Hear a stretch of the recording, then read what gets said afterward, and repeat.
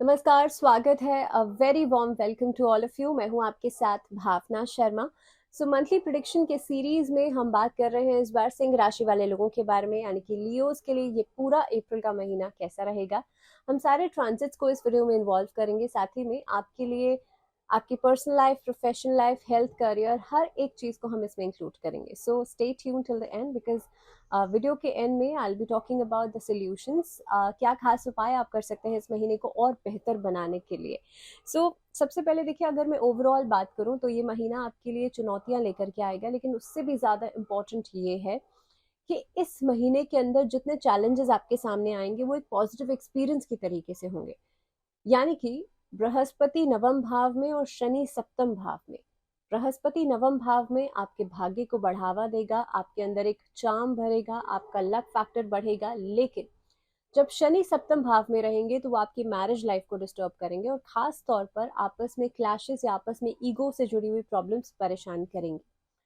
इसके अलावा अगर मैं बात करूं कि देखिए, क्योंकि मैंने कहा हर एक एस्पेक्ट के ऊपर मैं अलग अलग से बात करूंगी, लेकिन फिर भी अगर मैं पूरे महीने की बात करूं ओवरऑल, तो महीना आपके लिए बहुत सारे एक्सपीरियंसेस आपको दे करके जाएगा। कामकाज में आपको एक प्रोत्साहन जरूर देगा। नौकरी पेशा लोगों के लिए नौकरी बदलने का योग बनेगा। व्यापार में बढ़ोतरी भी होगी और एक बहुत मेजर इवेंट इस महीने में होने वाला है, that means Jupiter transit. Jupiter transit एक बहुत बड़ा रोल प्ले करेगा आप लोगों के लिए इस महीने के अंदर, क्योंकि देखिए जब जुपिटर ट्रांजिट हो रहा है तो वो राहु के साथ प्लेसमेंट उसका हो रहा है, जो कि गुरु चांडाल योग का निर्माण कर रहा है। अब देखने वाली बात ये है कि ये प्लेसमेंट आप लोगों की राशि के लिए कैसा रहेगा। तो सिंह राशि वाले जो लोग हैं, आपके लिए सबसे पहले मैं कार्य क्षेत्र की बात करूं तो इनिशियल ऑफ द मंथ, पहला हफ्ता काफी हद तक डिसबैलेंसिंग रहेगा, उतार चढ़ाव आपको महसूस होंगे। लेकिन 15 तारीख के बाद आपकी जो मेहनत है उसका फल मिलना आपको शुरू हो जाएगा। आप जो भी एफर्ट्स डाल रहे थे अभी तक, उसके रिस्पॉन्सेज आपको मिलना शुरू हो जाएंगे। सैटर्न जो है सप्तम भाव में बैठ करके आप खास तौर पे जो पार्टनरशिप में काम करते हैं उसमें थोड़ी बहुत अनस्टेबिलिटी लेकर के आएगा। या तो पार्टनर से कुछ कहा सुनी हो सकती है, उनकी किसी बात से आप पूरी तरह से उस वो काम आप अप्रिशिएट नहीं कर पाएंगे, या फिर उनकी बातों से आपकी सहमति नहीं होने के कारण क्लैशेस उठ सकते हैं। दूसरी चीज ये है कि नौकरी छूटने का इस महीने में डर बना रह सकता है। जो लोग नई नौकरी की तलाश कर रहे हैं, ऐसा ना हो कि आपको नई नौकरी मिले नहीं और आप ऑलरेडी पुरानी नौकरी छोड़ करके बैठ जाएं। इस तरह का डाउट या इस तरह की कंफ्यूजन जो है वो बनी रह सकती है। इसके अलावा क्योंकि बृहस्पति जब अष्टम भाव में रहेंगे तो आपके लिए इनिशियल फेज में खर्चे को बढ़ाएंगे, लेकिन जब ट्रांजिट कर जाएंगे, जब नवम भाव में आएंगे, तो वो आपके भाग्य को भी बढ़ावा देंगे और साथ ही में स्थितियां आपके लिए बदलती हुई आपको नजर आएंगी। दूसरी बात कि बृहस्पति की शुभ स्थिति की वजह से आपकी जिन लोगों की शादी में रुकावट आ रही है वो भी बेहतर होगी। हालांकि शादी का हम अलग से डिस्कस करेंगे। अभी इस समय पर अगर मैं प्रोफेशनली बात करूं तो आपके सहकर्मियों के साथ, आपके पार्टनर्स के साथ, आपके बॉसेस के साथ आपकी बहुत अच्छी बनेगी। जो लोग कला के क्षेत्र से जुड़े हुए हैं, जो लोग आर्ट का, कला का काम करते हैं, उन लोगों के लिए समय बहुत अच्छा रहेगा। इनफैक्ट जो लोग इंजीनियर्स हैं, डॉक्टर्स हैं, सीए हैं, लॉयर्स हैं, आप लोगों के लिए भी समय बहुत प्रोडक्टिव रहेगा, आप आगे बढ़ सकते हैं। खास तौर पर इम्पोर्ट एक्सपोर्ट का काम कर रहे हैं लोगों के लिए समय पर नई अपॉर्चुनिटी जरूर मिलेंगी कुछ स्टार्टअप्स के लिए।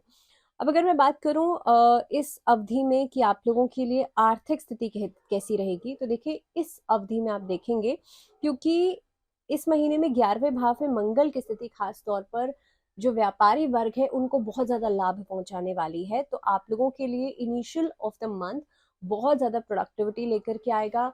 आपके व्यवसाय में आपको फायदा जरूर करेगा। वित्तीय स्थिति के हिसाब से ये पूरा महीना बहुत अच्छा रहने वाला है। नवम भाव में बृहस्पति और खास तौर पे आपके चंद्र राशि पर दृष्टि डालेगा, तो आपका पैसा आएगा भी और आप उसे इन्वेस्ट, उसे कहीं पर सेव भी कर पाएंगे। इस अवधि में आप देखेंगे जो आपकी लग्जरीज है उसका आप आनंद उठा सकते हैं। आपके जीवन में जो सुख है उसका अभाव कहीं ना कहीं पे अगर आपको दिख रहा था, उसकी कमी दिख रही थी, तो वो सभी चीजें परिपूर्ण होंगी।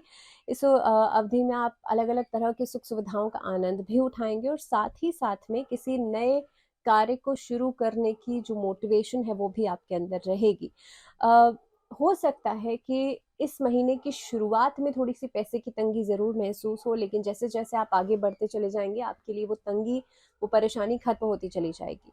अब अगर मैं बात करूं कि अगर आप कहीं पर पैसा इन्वेस्ट करना चाहते हैं तो पैसा इन्वेस्ट करने के लिए भी बहुत अच्छा समय है। 15 तारीख के बाद आप इन्वेस्टमेंट ज़रूर कर सकते हैं।